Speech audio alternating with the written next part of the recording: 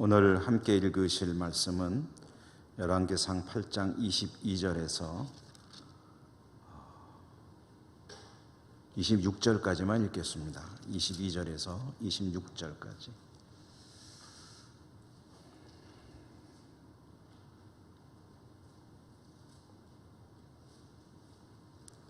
(22절에서 26절을) 교독하겠습니다. 솔로몬이 여호와의 제단 앞에서 이스라엘의 온 회중과 마주서서 하늘을 향하여 손을 펴고 이르되 이스라엘 하나님 여호와여, 위로 하늘과 아래로 땅에 주와 같은 신이 없나이다. 주께서는 온 마음으로 주의 앞에서 행하는 종들에게 언약을 지키시 은혜를 베푸시나이다. 주께서 주의 종 내 아버지 다윗에게 하신 말씀을 지키사 주의 입으로 말씀하신 것을 손으로 이루심이 오늘과 같으니이다. 이스라엘의 하나님 여호와여, 주께서 주의 종 내 아버지 다윗에게 말씀하시기를 네 자손이 자기 길을 삼가서 네가 내 앞에서 행한 것 같이 내 앞에서 행하기만 하면 네게서 나서 이스라엘 왕위에 앉을 사람 내 앞에서 끊어지지 아니하리라 하셨사오니 이제 다윗을 위하여 그 하신 말씀을 지키시옵소서. 그런즉 이스라엘의 하나님이여, 원하건대 주는 주의 종 내 아버지 다윗에게 하신 말씀이 확실하게 하옵소서. 아멘.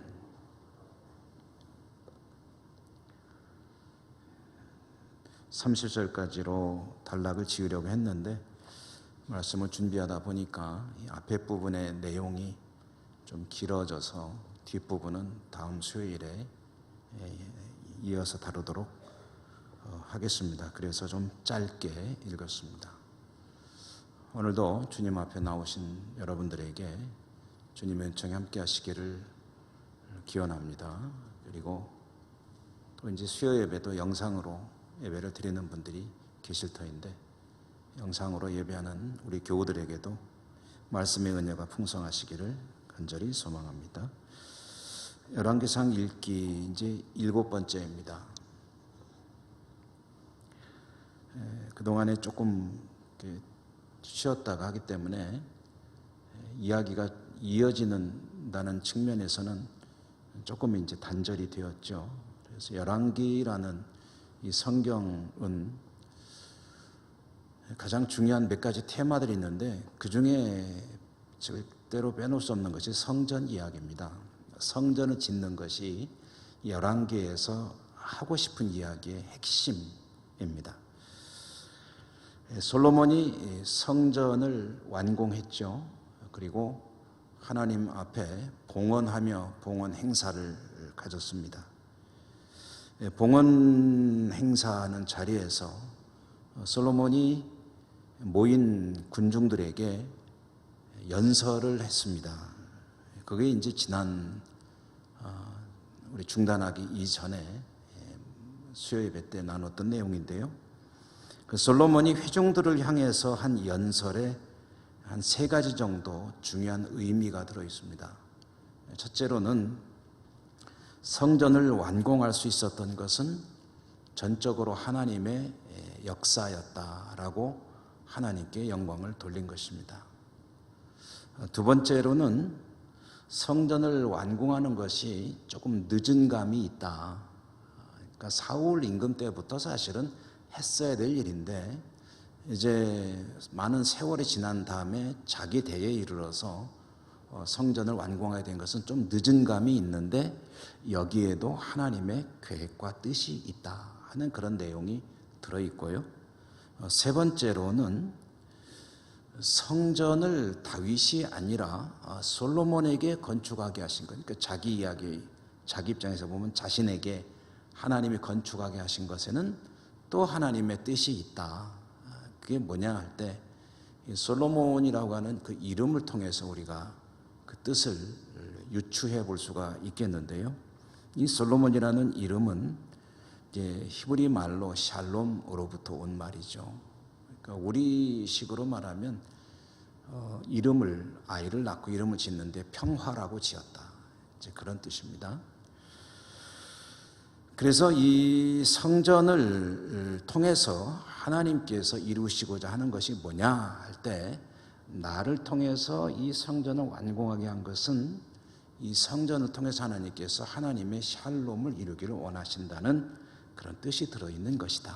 이런 것들도 솔로몬의 연서 속에 포함되어 있는 내용입니다. 성전은 하나님께서 거기에 계신다. 저기 하나님이 계신다. 그래서 하나님이 계신다. 하나님의 임재의 상징입니다. 눈에 보이지 않으시는 하나님이 바로 저기에서 우리와 함께 계신다. 이것이 성전이 가지는 의미인데요. 그 하나님이 거기에 계심으로 인해서 그곳에 어떤 일들이 벌어져야 되느냐 할 때 그때 바로 이제 하나님의 샬롬이 이루어져야 된다라는 이야기죠.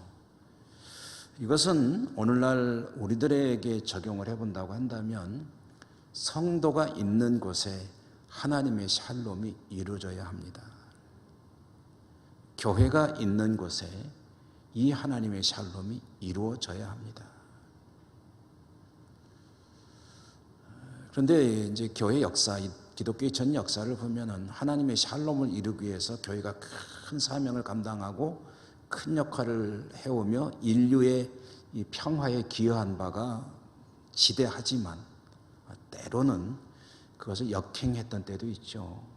교회의 이름으로, 예수 그리스도의 이름으로 수많은 파괴와 침략과 약탈과 그리고 전쟁, 살인 이런 것들도 부인할 수 없는 교회 역사의 일부입니다.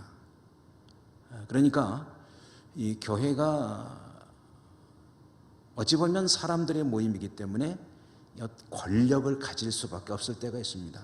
사람들이 모인다는 게 힘이거든요. 근데 그 힘을 하나님의 뜻에 합당하게 사용하지 않으면 이게 엉뚱한 쪽으로 이게 삐져나가 가지고 하나님 앞에 범죄하게 되는 그런 것들도 얼마든지 있을 수 있다. 이 교회의 역사가 그것을 증명해 준다. 대표적인 것이 종교개혁을 가져오게 한 그런 가톨릭의 타락, 그리고 중세 십자군 전쟁, 뭐 이런 것들은 정말 입이 10개가 있어도 1000개, 10,000개가 있어도 변명의 여지가 없는 교회의 오류들이거든요. 자, 이렇게 어쨌든 솔로몬이 회중들을 향해서 연설을 했습니다. 그리고 이 연설로 봉헌 행사가 끝났느냐 하면은 그렇지 않습니다. 회중들을 향한 연설은 마쳤지만 이제 그 자리에서 솔로몬은 하늘의 하나님께 기도를 올리기 시작했습니다. 이 기도가 이 성경 전체를 놓고 볼 때 굉장히 아주 좀 많이 읽혀지기도 하고 또 알려지기도 하고 또 신학적으로도 굉장히 의미가 깊은 그런 부분이기 때문에 우리 성도님들도 많이 이제 익숙하기도 한 그런 대목이기도 한데요. 이 솔로몬의 기도, 봉헌하면서 봉헌식장에서 드린 이 기도는 몇 가지 주제들을 담고 있습니다. 하나님께 간구하는 건데 하나님께 구하는 그 제목들이, 그러니까 주제들이 몇 가지가 있어요. 그래서 그 주제들을 그냥 대충 뛰어넘기는 좀 아깝다 하는 생각에 이제 앞으로 수요 예배 때 한 2-3차례 정도로 나누어 가지고 그 솔로몬이 하나님께 무엇을 구했나 하는 것을 함께 묵상을 해보려고 합니다. 오늘 우리가 읽은 말씀은 이 몇 가지 주제를 담은 이 긴 기도가 상당히 분량이 많죠. 이 긴 기도의 서론격이자 첫 번째, 전체를 아우르는 그런 솔로몬의 하나님을 향한 기도입니다. 간구인데 오늘 우리가 읽은 말씀에 시작되는 22절에 보면 그렇게 이제 시작되지 않습니까? 솔로몬이 여호와의 제단 앞에서 이스라엘의 온 회중과 마주서서 연설하던 그 자세 그대로 하늘을 향하여 손을 펴고 이제 뭐 했다고 그랬죠? 그 뒤에 나온 23절에 보면 이르되 이제 말했다는 거죠. 기도했다는 소리죠. 하나님께 그 자리에서 손을 들고 솔로몬이 기도하기 시작했다라는 이야기입니다. 그리고서 이제 나오는 그 말들이 이제 기도의 내용이죠. 솔로몬이 입 밖으로 내놓은 기도의 말들이 쭉 이어지는 겁니다. 그래서 23절에 이르되 하고 뒤에 나오는 이스라엘의 하나님 여호와여부터가 이제 솔로몬이 하나님께 드리는 기도의 말들이다. 그죠? 그런데 이렇게 시작되는 서론격인 이 23절의 말씀 속에서 저는 우리가 좀 주목해야 될 부분을 함께 생각해 보고 싶다. 말씀을 드리고 싶다. 말씀을 읽으면서 그런 생각을 했습니다. 여러분 23절에 보면 23절 한번 같이 읽어보실까요? 솔로몬의 기도를 시작하는 대목인데 한번 같이 읽겠습니다. 시작. 이르되 이스라엘의 하나님 여호와여 위로 하늘과 아래로 땅에 주와 같은 신이 없나이다. 주께서는 온 마음으로 주의 앞에서 행하는 종들에게 언약을 지키시고 은혜를 베푸시나이다. 이렇게 시작됐는데 이거 내용은 하나님께 어떤 그 소원을 간구하는 내용을 아뢰기 전에 하나님께 감사를 올려드리고 또 영광을 돌려드리는 그런 내용이죠. 하나님을 높이는 그런 일종의 이제 찬송인데, 그런데 여기에서 우리가 좀 주목하고 싶은 내용은 둘째 줄에 나오는 하늘과 위로 하늘과 아래로 땅에 주와 같은 신이 없나이다 라는 이 고백입니다. 하늘에도 땅에도 우리 여호와 하나님과 같은 신은 어디에도 없습니다. 그러니까 이제 이거를 조금 직설적으로 어린아이들 표현으로 한다면 이게 어떤 의미냐면 하나님 최고 이런 뜻입니다. 하나님과 같은 신이 없습니다. 자, 이와 같은 솔로몬의 이 기도의 내용 속에 들어있는 그런 말이 뭐냐, 그 의미가 뭐냐 하면은요, 이게 이스라엘에게는 여호와 하나님 신이 계신데, 뭐 그 땅에는 그들이 살고 있는 땅 위에는 이스라엘만 사는 게 아니고 수많은 민족들이 있죠. 근데 각 민족들마다 자기들의 신이 있습니다. 세상에는 많은 신들이 있습니다. 각 민족마다 지역마다 섬기는 신들이 있습니다. 아마 신이 가장 많은 종교를 생각해 보라고 한다면 아마 힌두교 같은 종교가 아닐까 싶어요. 힌두교. 신이 얼마나 되는지 모릅니다.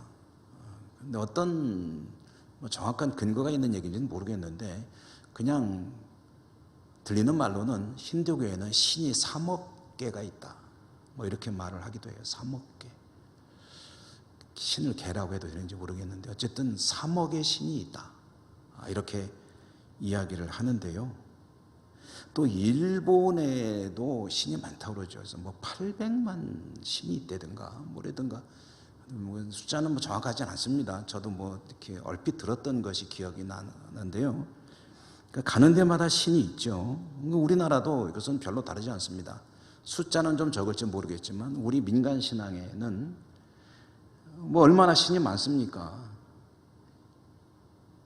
당장 적어보라 해도 수십 개는 적을 수 있을 거예요. 산에 가면 산신령이 있고 가는 데마다 귀신이 있고 도깨비들이 있고 다 신입니다. 하다못해 전에 그 부엌에 가면 부엌에 부뚜막에도 부뚜막 신이 있고 화장실 가면 화장실에 도깨비가 있고 도깨비가 얼마나 또 흔한지 빗자루가 도깨비도 되고 아무튼 없는 데가 없어요. 그리고 우리 민간 신앙은 또 얼마나 혼합이 되는 게 많은지 불교와 도교와 유교가 막 섞여가지고 갖가지 수많은 신들이 제조되어서 입에서 입으로 전해지고 있죠. 그런데 이런 현상이 우리나라나 이런 동양권에만 그러냐면은 다 어느 나라든 다 똑같습니다. 어디를 가든지 사람이 사는 곳은 마찬가지예요. 중동에도 그렇습니다. 이스라엘을 둘러싸고 있는 나라들이 얼마나 많습니까? 우리 성경을 통해서만 봐도 아수르가 있죠, 헷제국이 있죠, 바벨론이 있죠. 그 다음에 바로 붙어서 사는 블레셋, 뭐 에돔, 모압, 암몬, 아람, 또 두로와 시돈, 수리아, 밑으로 내려가면 이집트, 뭐 그 다음에 또 뭐 있습니까? 이디오피아, 뭐 옛날에 부르던 이름이 뭐지? 갑자기 구스, 그 다음에 시바, 뭐 이런 수많은 나라들이 주변에 있는데 그 나라마다 다 신이 있어요. 이름도 다 다릅니다.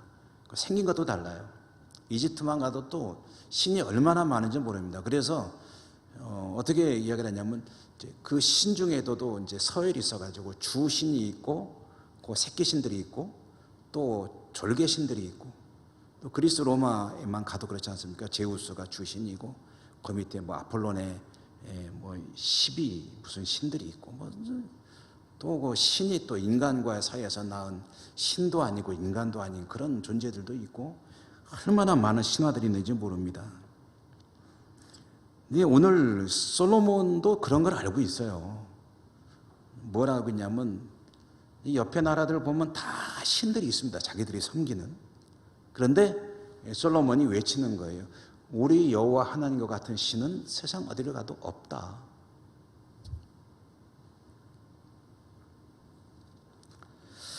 이것은 사실 오늘 지금 현재 신앙생활하고 있는 20세기, 21세기에 신앙생활하고 있는 우리들에게는 뭐 어찌 보면 너무나도 당연한 신앙 고백이죠.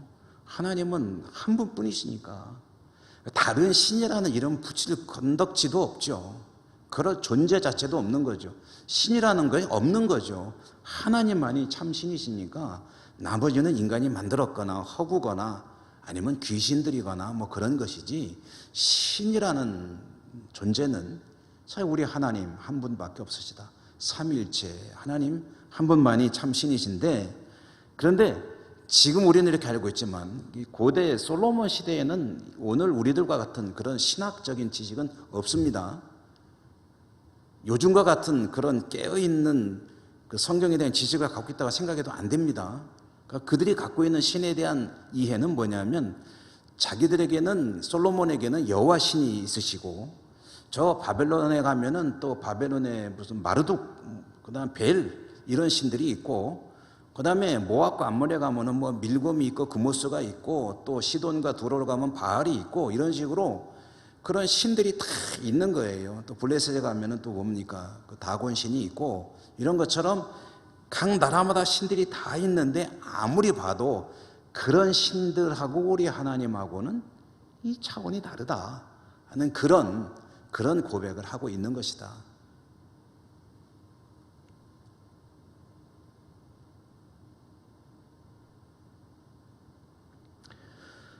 솔로몬이 살던 세계에서는 시대에는 그렇게 고백할 수밖에 없지만, 근데 오늘날 우리들은 이제 그거가 좀 다르죠. 차원이. 우리들의 하나님만이 유일한 우리 하나님이십니다. 주만이, 우리 주 예수 그리스도만이 유일한 구주가 되십니다. 라고 말한다면 이제 그런 것들하고는 내용이 전혀 다르죠. 그렇지만 저는 오늘 이 이야기를 여러분과 좀 함께 나누고 싶은데요. 우리가 살아가는 오늘날에도 수많은 종교들이 있고 그들 각자의 나름대로의 신이 있고 뭐 다른 종교를 제가 이 강단에서 이러쿵저러쿵 하고 평하는 것은 적절치 못하기 때문에 이야기는 않겠습니다만은 그러나 이 말만은 꼭 하겠습니다. 적어도 우리의 신앙 고백으로는 성경대로 우리에게는 신은 오직 삼위일체 하나님, 천지를 지으시고 우리 사도신경 신앙 고백 그대로 아닙니까? 그 하나님 한 분만이 계신 것이지 다른 것들은 신이라고 말할 수가 없는 거죠.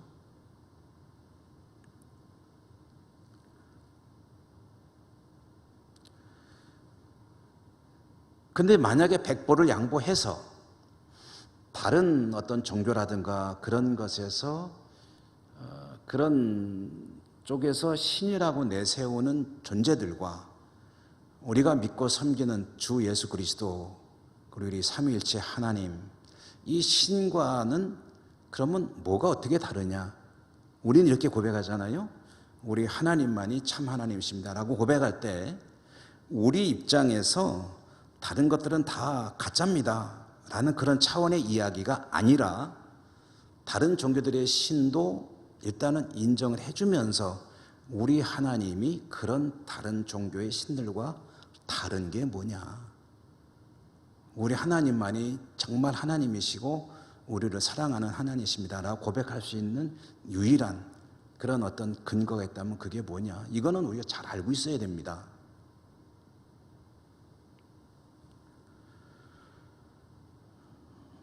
이 이야기는 사실은 제가 이 자리에서 처음 하는 건 아니고 그동안에도 설교 중에나 기타 성경 공부 중에나 몇 차례 이야기는 드렸기 때문에 여러분들이 들으시면 그 이야기하고 기억은 나실 거예요. 네, 우리 주 예수 그리스도 또 삼위일체 하나님, 우리 하나님이 다른 종교나 다른 가르침에서 언급되는 그런 신들이나 신처럼 섬김받는 존재들과 다른 독특한 점이 뭐냐라고 말한다면, 라고 질문을 한다면 그 질문에 대한 대답은 우리 하나님은 오시는 하나님이시다. 조금 더 부연 설명한다면 찾아오시는 하나님이시다. 다가오시는 하나님이시다.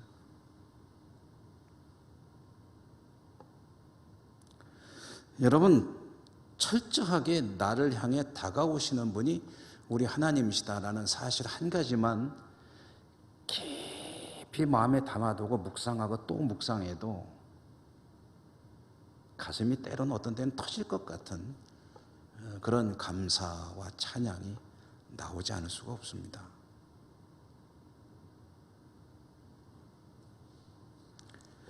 이것은 성경이 전해주는 그런 하나의 큰 테마인데요. 여러분 성경 보십시오. 하나님께서 우주 만물 삼라만상을 지으시고 에덴 낙원을 지으시고 거기에 사람을 살게 해주시고 그곳에는 정말 완벽한 삶의 조건이 갖추어져 있었는데 그렇게 아담과 하와가 그곳에 살게 하신 이후로 하나님은 그 사람들을 찾아오시기 시작하셨다. 여러분, 아담과 하와가 하나님을 향해 갔습니까? 하나님이 아담과 하와를 향해 오셨습니까? 그게 성경의 시작이잖아요. 하나님과 인간의 관계. 하나님은 인간을 찾아오시는 하나님이죠. 안 보이면 아담아 내가 어디 있느냐라고 찾으시는 하나님이죠.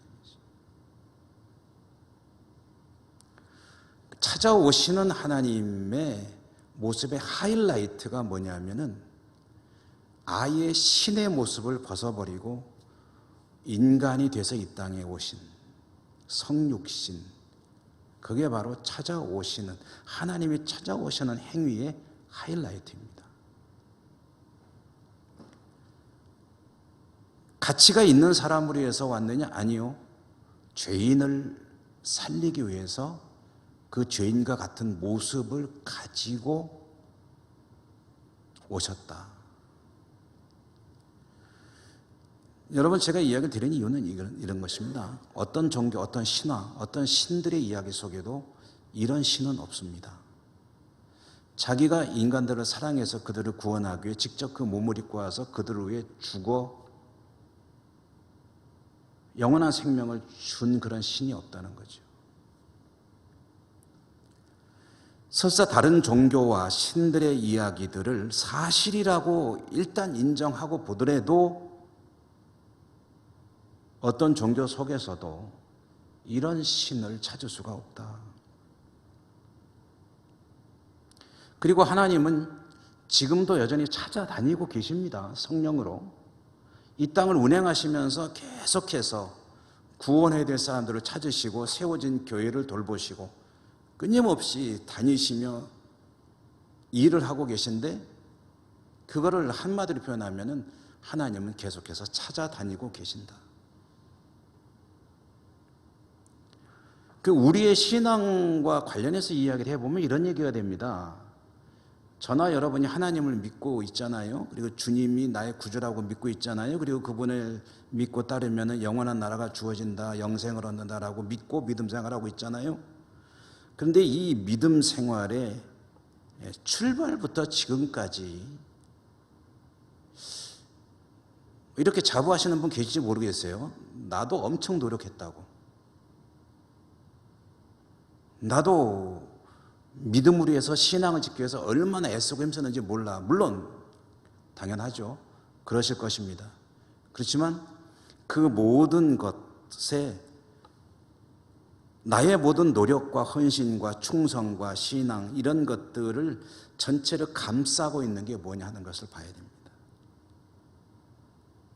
첫째로 내가 하나님을 믿게 된 동기가 뭐냐. 내가 하나님을 아이고 믿어야 되겠네 하고서 찾아가서 열심히 공부하고 배워가지고 이해하고, 그러니까 이해가 되고 습득이 돼가지고 이제는 하나님 예수님 믿는 게 정말 맞아 오라 그래가지고 그때부터 열심히 공부를 해서 실력을 쌓아가지고 오늘의 믿음이 이르게 되었느냐.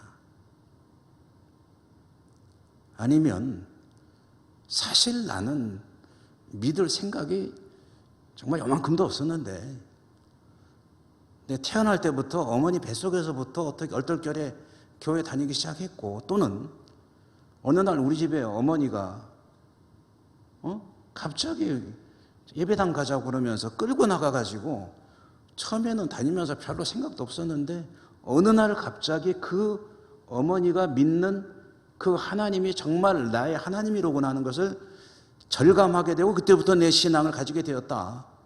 뭐 이런 게 사실 되게 우리 신앙의 스토리들 아닙니까?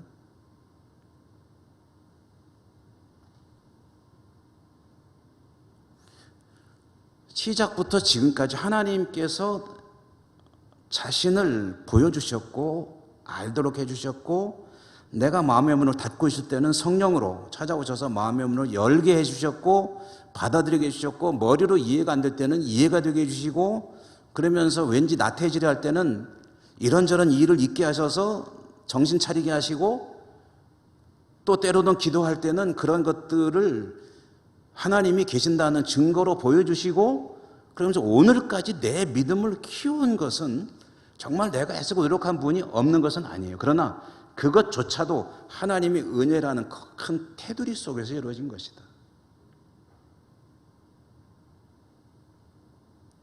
그게 찾아오는 하나님이라는 말의 핵심입니다. 우리의 신앙은 나의 공로나 나의 노력이 있었을 수도 있겠으나 그게 주는 아니다. 주는 하나님의 은혜요, 하나님의 역사요, 하나님이 나를 찾아오심으로 지금의 나의 신앙이 그래도 존재하고 있는 것이다.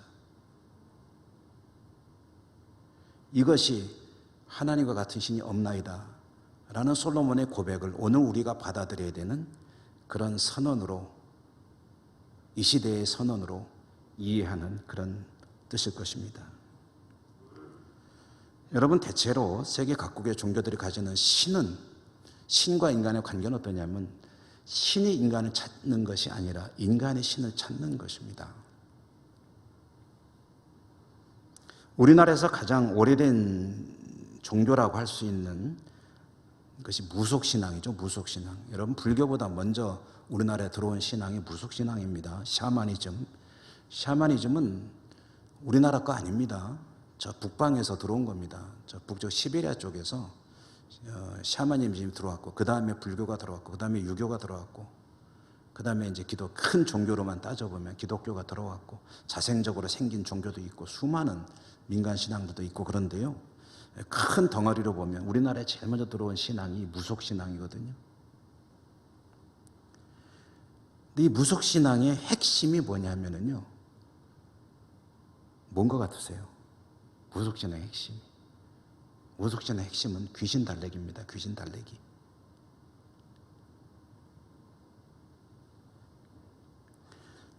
귀신을 화나게 하면 안 되는 거예요. 귀신이 기분 나빠하게 하면 안 돼요. 귀신이 화나고 기분 나쁘면 와서 뭘 합니까? 해코지를 합니다. 얼굴 탁 보고 아이쿠 살이 끼었구만. 그럼 어떻게 해야 돼요? 해결해야 돼요. 풀어내야 돼요. 그게 뭐냐면 귀신 달래기입니다. 그렇게 해서 귀신이 화난 거를 막아야 애군이 안 끼고, 그리고 좀 더 기분 좋게 하면 이제 뭐 돈도 주고 뭐 성공도 좀 길도 안 내준다, 뭐 이런 이야기들을 하는 거죠. 그러니까 귀신을 화나지 않게 하고 기분 좋게 해주면은 나에게 부와 명예를 가져다 준다. 그래서 기복이라는 말이 나쁜 말이 아님에도 불구하고 샤머니즘 때문에 우리 기독교 입장에서 보면은 썩 그렇게 좋은 의미를 가지지 않은 걸로 자꾸 이해가 되는 거예요. 기복이란 말 자체가 나쁜 건 아니에요. 그리고 그 중간에 역할을 해주는 게 누굽니까? 무당이죠. 무당 귀신과 사람 사이를 중개해가지고 살풀이하고, 그렇게 해서 귀신을 좀 달래주고, 그다음에 귀신이 막 저가는데 이 사람은 알아들을 방법이 없으니까 자기가 통역해주고, 그래가면서 중간에 역할을 해주는 게 이제 무당 역할 아니겠습니까? 이런 무속신앙 말고 좀 우리가 좀 고급 종교라고 하는 종교들도 보면은요, 그러면 인간과 신의 관계는 뭐냐면 인간이 신을 향해서 끊임없이 나가는 겁니다. 도를 닦는 거예요.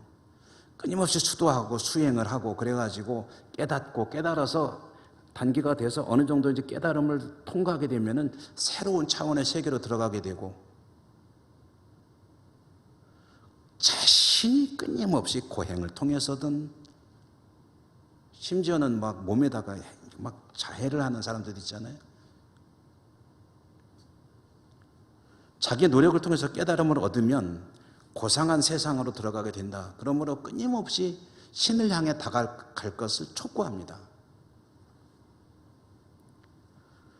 그것을 못하면 이제 윤회하는 거죠. 이번 생에 못했으면 다음 생에 태어나서 다시 해보고 다시 해보고. 솔로몬이 뭐 이런 종교들에 대한 이해를 가지고 여호와 하나님과 같은 신이 없나이다라고 고백하는 것은 아닙니다. 그러나 그가 어렴풋이 생각하며 하나님을 향해 올려드리는 신앙 고백, 이것은 우리 하나님은 이 땅에 존재하는 다른 여러 민족의 신들이나 이런 신들과는 차원이 다른 정말 특별하신 우리 민족의 참 하나님이십니다 라는 것을 고백하는 것이고요. 이와 같은 고백은 오늘날 우리들에게는 하나님이 창조주시오 구속주시오 주 예수 그리스도 이 땅에 오신 하나님이시오, 이런 우리의 신앙 고백들을 그대로 드리면서 다른 우상들이 우리 하나님을 앞서는 일이 없도록 믿음 지켜나가는 것이 이 고백과 같은 맥락의 신앙을 가지는 것이 될 것입니다. 적어도 우리들은 어떤 형상이나 어떤 가치를 신으로 섬기지는 않습니다. 여러분 그러시잖아요. 예를 들어서 뭐 어디 가서 합장을 하고 뭘 하거나, 어디 가서 뭐 할 때 같이 동참하시거나, 종교 행사에 이런 데 가기만 해도 그냥 좀 예민한 분들은 머리가 아프다 그러고 이제 가지도 않잖아요. 그런데 이 하나님과 같은 신이 없나이다라고 고백하는 우리들이 만약에 하나님보다 무엇인가를 앞에 두고 있다면 이제 그게 바로 이제 우리가 경계해야 될, 오늘 이 솔로몬의 고백을 통해서 들어야 될 하나님의 음성입니다. 적어도 주 예수 그리스도를 믿고 따르는 것보다 더 중요한 일이 있어서는 안 되겠다. 그분의 말씀을 내 삶 가운데 실천하는 것보다 더 중요한 일이 있어서는 안 되겠다. 물론 사람이기 때문에 온전할 수는 없겠죠. 완벽할 수는 없습니다. 우리는 실수가 많은 인간이기 때문에. 그렇지만 우리 마음속에 그 인식이 있어야 되고 입술의 고백도 있어야 되고 그것으로 해서 힘쓰는 인생이어야 한다. 솔로몬은 적어도 그 고백은 하고 있는 거예요. 여호와 같은 신이 없나이다. 여러분 그렇게 고백하십니까? 예수님 믿는 것보다 더 중요한 일은 없습니다. 예수님 말씀보다 앞서는 일은 없습니다. 예수님의 말씀에 따르기 위해서 그 어떤 것들도 나는 다 거절할 수 있습니다. 그것이 주님의 뜻에 명백하게 위배되는 것이라고 한다면 나는 단호히 그것을 배격합니다. 라는 그런 생각과 그런 일종의 담대함을 가지고 살아가고 계십니까? 물론 저도 잘 못합니다. 여러분도 완벽하실 수는 없겠죠.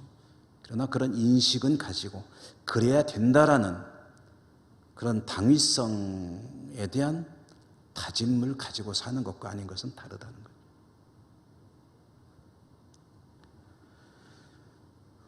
요즘은 코로나 빼고는 얘기가 안 되니까 코로나 시대인데, 코로나가 질병이죠. 참 요즘에 코로나에 대한 글들도 많고 보면서 막 저도 막 혼동이 돼서 죽겠어요. 어디 보면은 너무나도 무시무시한 질병이고, 어디 보면은 또 좀 그 정도는 아닌 것 같기도 하고, 이렇게 막 그냥 수많은 사람들이 이렇다 그것도 다들 권위자들이거든요. 그런 분들이 글이 막 이렇게 저렇게 막 다양하게 나오는 걸 보면은 저도 혼동이 되는데, 한 가지는 확실한 것은 있습니다. 뭐냐면 코로나도 질병이라는 것, 그리고 하나님은 만병의 치료자가 되신다는 것. 그래서 사실 코로나도 하나님께서 제압하려고 하시면은 이건 순식간에 제압될 수 있는 그런 질병에 불과하다는 것. 그런데 하나님이 순식간에 가서 싹 치료하고 아니고, 이건 중요한 게 아닙니다. 항상 우리가 살아가면서 이런 일들이 있을 때는, 예를 들어서 코로나다 하면은 이 코로나라는 것이 이 땅을 이렇게 뒤덮고 있는 것을 통해서 하나님은 우리에게 뭘 말씀하시고 싶은 걸까? 이것을 정말 깊이 생각하는 그런 성도로 살아야 합니다. 코로나가 시작된 기원에 대해서도 워낙에 설이 많아가지고 뭐가 맞는지 모르겠어요. 의도적으로 만들어 퍼뜨렸다는 사람들, 그렇게 주장하는 이들도 있고요. 또 코로나는 하나의 바이러스에 불과한 변종이지 신종이 아니다라고 말하는 사람들도 있습니다. 그럼 뭐가 맞는지 모르죠. 근데 어찌됐든 코로나가 뭐냐, 정체를 밝히는 것도 중요하고 백신을 발견하는 것도 중요하고 다 중요하지만, 저나 여러분에게 정말 중요한 것은 이런 상황을 통해서 우리가 깨달아야 될 하나님 뜻이 뭐냐는, 이것을 아는 것은 정말 중요한 일입니다.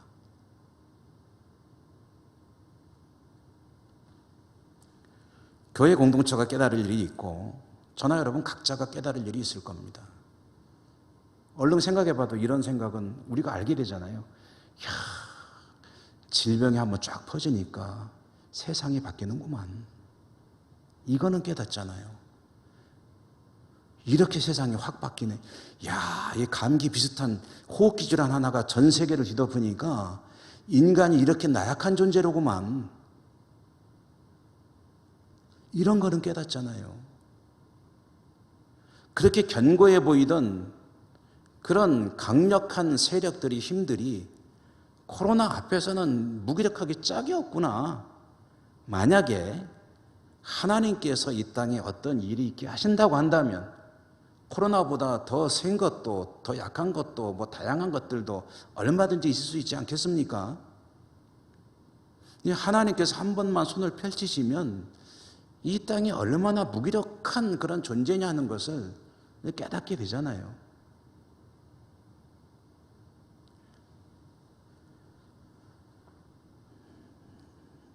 솔로몬이 성전을 완공했습니다. 그리고 스스로에게 대견하고 뿌듯했을 겁니다. 그래서 하나님께 이와 같은 고백과 함께 우리가 읽은 말씀 속에 청원이 한 가지가 들어있습니다. 하나님께 구하는 거죠. 간구하는 청원 사항이 하나가 있는데, 그게 뭐냐면 22절, 23절 우리가 읽었었는데요. 24, 25, 26절에 나오는 내용입니다.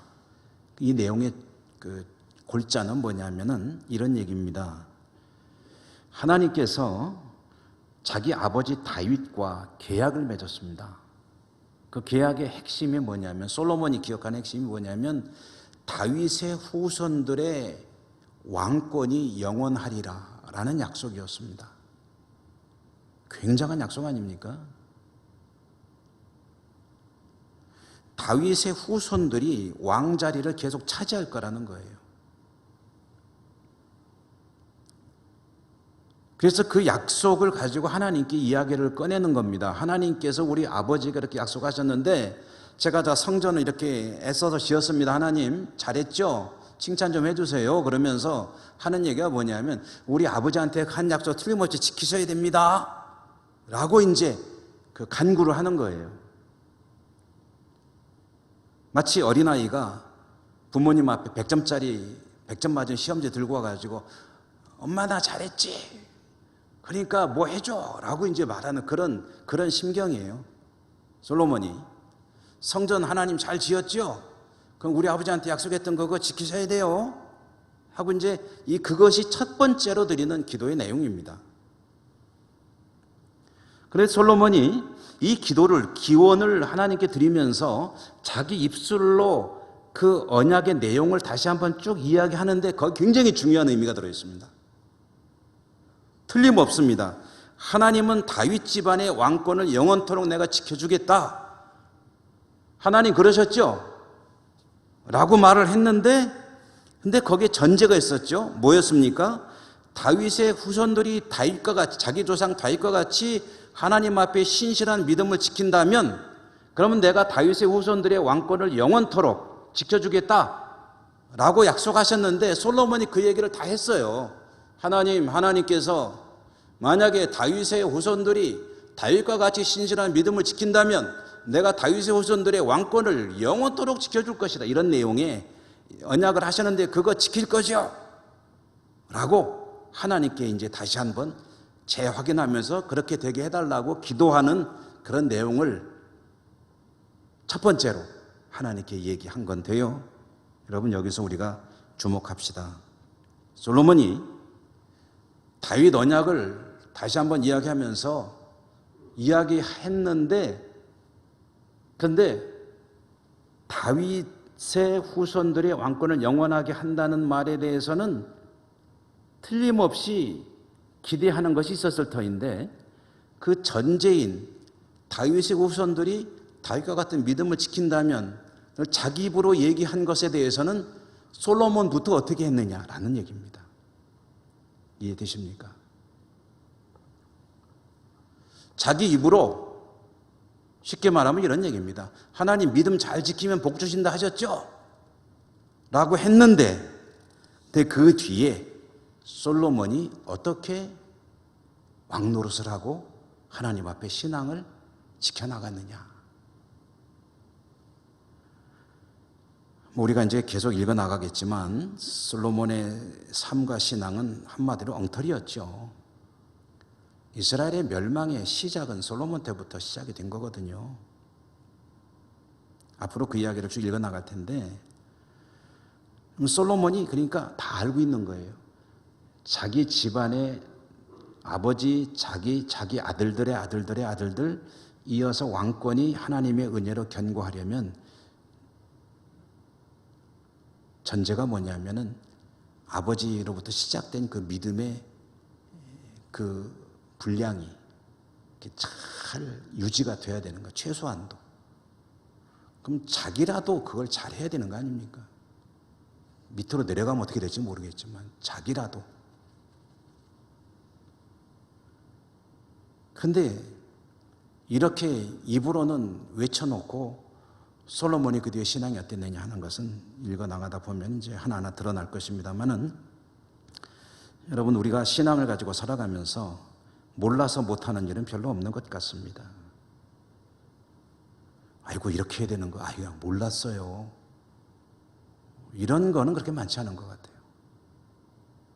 다 압니다. 10년, 20년, 30년 신앙생활하면 다 알죠. 성도가 뭘 어떻게 해야 될지 성경도 많이 읽지 않습니까? 설교도 뭐 그 정도 들으면은 많이 듣는 거죠. 근데 몰라서 못하는 일은 별로 없는 것 같아요. 알면서 안 하거나 또는 미루거나 그런 것들이 문제가 되는 것 같아요. 여러분, 저와 여러분 우리들이 하나님께 주신 영원한 생명뿐 아니라 하나님이 예비하신 복을 받아 누리며 살아야 되지 않겠습니까?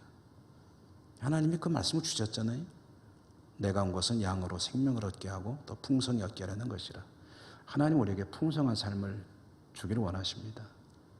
그것을 받는 하나의 전제가 뭐냐면 그러니까 주기에 하자가 없는 그런 믿음의 사람으로 사는 것, 영생을 얻기에 부족함 없는 하나님의 은혜의 풍성함을 누리며 살아가는 신앙을 유지하는 것, 그것은 이제 사실은 나의 어떤 노력도 필요한 부분이 있거든요. 적어도 아는 것이라도 최선을 다해서 하나님께서 예비하시는 모든 은총을 받아 누리는 우리 모두의 삶이 될 수 있기를 주님 이름으로 축원합니다. 은혜로우신 하나님 감사합니다. 오늘도 말씀을 주셨습니다. 이 말씀대로 승리하는 저희 모두가 되게 해 주옵소서. 예수님 이름으로 감사하고 기도드립니다. 아멘.